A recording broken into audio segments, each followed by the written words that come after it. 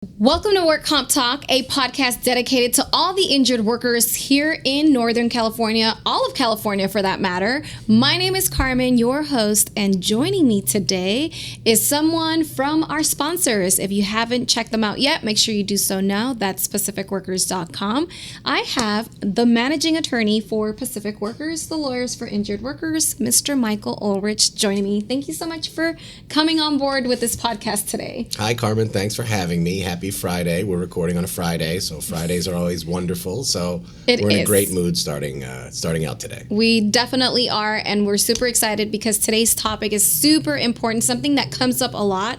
I read a lot of the comments throughout some of the episodes that we throw out, and in this series in particular, we've been receiving a lot of information in regards to people seeking, what is a denial? How do I appeal a denial? Why do denials happen? So I'm hoping to pick your brain today, Michael, and truly get to explain in a humanly possible way, because sometimes when you read up on these things on the internet, there's all these words, big words, and words that a lot of us don't understand if you have not studied this part of the law.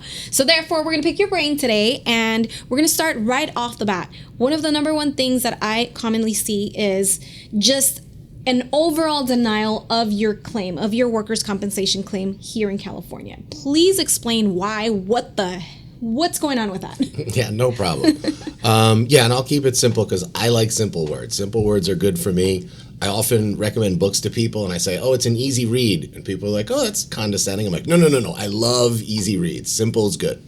Okay, so a person files a work comp case and the insurance company can do one of three things. They can accept it, they can deny it, or they can put it on delay while they investigate. Right.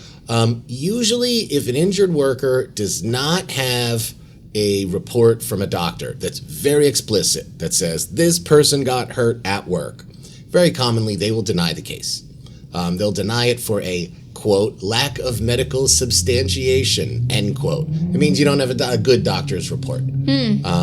So they will commonly deny the case at that time, and the injured worker is entitled to a process that we refer to as the QME process. It's the Qualified Medical Evaluator. It's just a doctor whose role is to give opinions on things, and at this stage of the case, when a person's claim is denied and they go to a QME, the QME's responsibility is to give an opinion on whether this is work-related or it's not work-related. So let me get this straight. The qualified medical evaluator is just someone who's going to kind of do the digging, if it's true or not, into what you've claimed that has happened to you at work, essentially? So, yes and no. Yes, they're going to give opinions that are going to impact your case. Do the digging. Forgive me for nitpicking your words. It's up to us, the lawyers, or if the injured worker doesn't have a lawyer, it's up to them and the insurance company to get all the relevant records to that doctor so they can base their opinion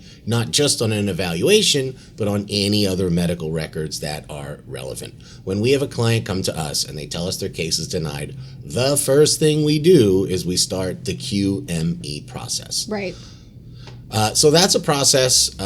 Only certain doctors qualify as QMEs. They have to go through some certification and other processes to get there. But there is a pool of QME doctors. And what we do is when we have a denied case, we request a list of 3 doctors from the state of California in the appropriate specialty. If we've got a psychological issue, we want a psychologist. If we've got a back issue, we want a chiropractor or pain doctor or orthopedic doctor, as appropriate. Okay, so we make a request and then we get a list of 3 doctors. We cross one doctor off the list. The insurance company crosses one doctor off the list. Last doctor standing, that is your QME. So we go to that person and they give their opinions. Their opinions are not set in stone. Good to know. If they say something that we disagree with or that the insurance company disagrees with, they can be challenged. They can be deposed. That means they're taken to a deposition. A deposition is it's a conversation, a question and answer session, but it's under oath. Right. They're going to take the oath to tell the truth, whole truth, and nothing but the truth. So it has a little bit more authority than just a conversation. Correct. So we could, if a doctor says something that we disagree with, we can go to deposition, try to convince them that we're right and our client really did get hurt at work. And that's the bulk of the process. Interesting. Yeah, if there are records they didn't receive that are relevant, of course we share those. Right. Yeah, and very often when an injured worker has hired a lawyer and they have had a denied claim, very commonly the next step that the insurance company does is they want a deposition of the injured worker. Of course. Yeah. Why would they not? Yeah. This is so interesting, and I'm glad that we're sharing all of this information. Important key topics that you did discuss recently. One was the QME. I believe we have a whole nother episode explaining how that works, how to get ready for that, and you can definitely dive into that video as well after you watch this one. And depositions. There is another video where we do discuss depositions, how to get ready, what to expect from them. You can also find that information below on the description. Speaking about all the information you can find on this podcast, I'd really encourage you to go ahead and hit that bell notification so that way you can get informed every time we upload new content into this channel, and subscribe. That way you can continue to follow throughout your journey some of the amazing tips and information that we give throughout this podcast. Now, that's just the whole your case just got denied within the first few steps of you getting injured at work. Are there any other parts within a workers' comp claim where you're expected to see, or you will essentially can be held up against a denied in another part of the claim? Yeah, probably the biggest problem in workers' compensation now is it's very difficult for injured workers to get meaningful treatment. And that is because we have a process in place whereby the injured worker sees a doctor for treatment. We just talked about the QME, but there's another doctor called a primary treating physician. We refer to them as the PTP. Mm-hmm. And that's the doctor that the injured worker goes to for treatment. That's the doctor who recommends medication or therapy or surgery. Right. So each form of treatment, and we use the word treatment broadly, it includes medication in this context. Anytime a doctor says an injured worker needs something, they send a request for that individual thing, medication, treatment, etc. And the insurance company gets the opportunity to deny it or approve it. Yeah, this is the biggest problem in workers' comp. They deny everything that they can reasonably make an argument that maybe it's deniable. Mm-hmm. And then there's an appeal process after that. For all of our clients who have any denials of individual treatment, we do that process on their behalf. We do it every time. It is not as successful as we would like, unfortunately. The system is still broken. It's broken. It is not kind to injured workers. So it's very hard to get individual treatment. As I said, we do the appeal process for our clients every time individual treatment is denied, and an injured worker who does not have an attorney can do that process themselves. Mm-hmm. The insurance company is required to give you all the materials you need to do that. I'm glad you said that. When they deny individual treatment, they also have to send you paperwork for IMR. I'm sorry, but we use a lot of abbreviations. But IMR, you'll see it on the forms. It stands for Independent Medical Review.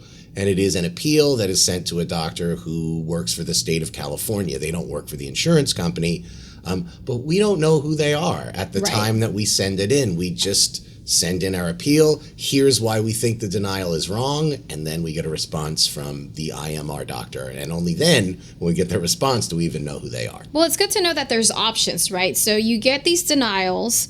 So I'm assuming the injured worker is going to get paperwork in the mail. Yes. It's going to state, hey, your case was approved, was denied, your medication was approved, your surgery was approved, or it was not approved.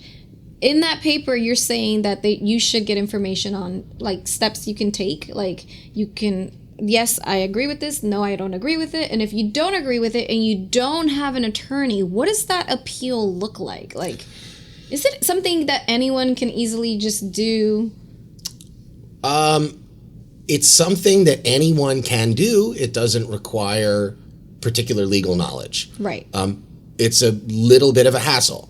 They will give you the paperwork that's required, and they also have to share with you all medical records that they have mm-hmm. that are relevant to your claim.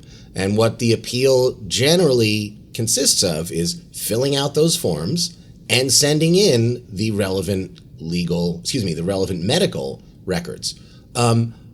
It's not difficult. It's not intellectually difficult, but it's a hassle. Most injured workers who don't have an attorney don't take the step. Right. And I think it's mostly because the paperwork it's voluminous. It's a lot. Yikes. They send you a lot of paperwork, and it's tough to tell which is really relevant and which is the stuff that's sort of just required by the state. So they're sending it to you because they have to, but it may not be meaningful. It's very easy to get buried under the paperwork when it's not forms that you see all the time. Right. We see them all the time. This is our job. Right. So we know what they are. We know the stuff that you can kind of ignore and just keep in the file, and we know the things that you really have to respond to. And I think it's not clear to injured workers who don't have an attorney when they have a denial that the IMR, or independent medical review paperwork, that's their opportunity to try to get that treatment that has already been denied. And I think they often don't even do the appeal because it's too overwhelming. It's a lot. It's a lot. Yeah. Think about it. You're injured. You're already having to deal with whatever pain you're going through, the stress of you're out of work, you're not getting paid, and then to sit there and have to do loads of paperwork just to get what you are entitled to. However, someone decides that they don't think you are.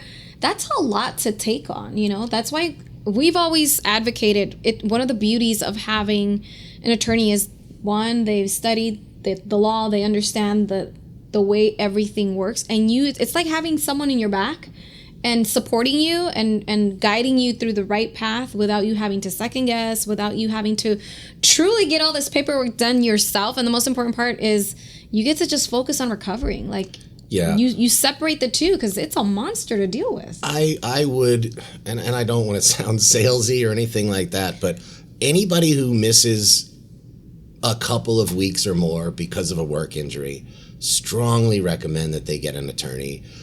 Workers' comp attorneys, they only get 15% of the settlement at the end. The vast majority of the time, they can add more than that amount.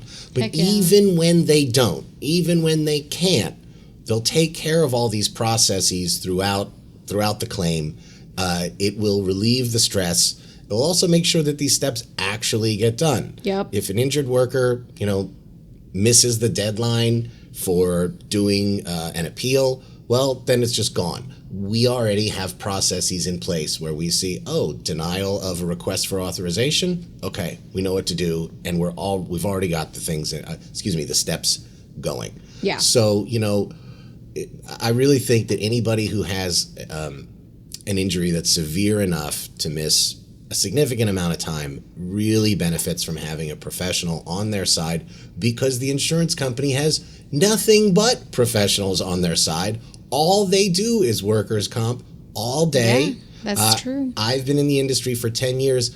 I see a lot of the same names of claim adjusters from when I worked on the defense side 8 years ago. So they have lifers in there who know what to do automatically, and the injured worker without an attorney simply wouldn't unless they're a workers' comp professional. Right. But anyways, that's all we have for you today. I hope you jump on the next episode as well. Michael, thank you so much. This is the series where I'm going to be inviting all of the attorneys within the workers' compensation law firm here at Pacific Workers, and I'm going to be picking their brains. So if you have any questions, make sure you drop them down below on the comments, and we'll get to them probably with the Ask Bilal series. But we'll catch you guys on the next episode. Thank you, Mike. You're welcome. Get better soon.